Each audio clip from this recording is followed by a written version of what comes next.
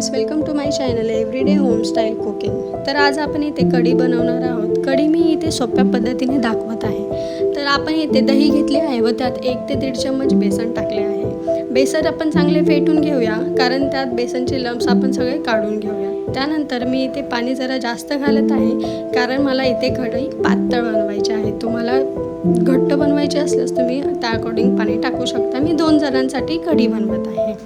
त्यानंतर आपण एक कढई घेऊया, त्यामध्ये तेल टाकून ते गरम झाल्यावर त्यात जिरे टाकावे व ते थोडे तडतडू द्यावे। त्यानंतर त्यात मोहरी टाकावी व तीही थोडी तडतडू द्यावी। एका बाजूला हिरवी मिरचीची पेस्ट तयार करावी। जसे मी 4 मिरच्या घेतल्या आहेत, तिखट अनुसार तुम्ही त्यात 2 मिरच्या तुमच्या अकॉर्डिंग ॲड करू शकता।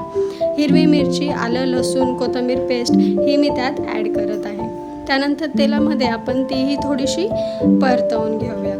ती परतल्यावर त्यात आपण बॅटर जे आपण आधी तयार केलं होतं दही आणि बेसनाचे, ते आपण त्यात ॲड करूया। आता त्यामध्ये आपण मीठ घालूया, आवश्यकतेनुसार चवीनुसार मीठ टाकावे। त्यानंतर मी इथे थोडीशी हळदही टाकली आहे।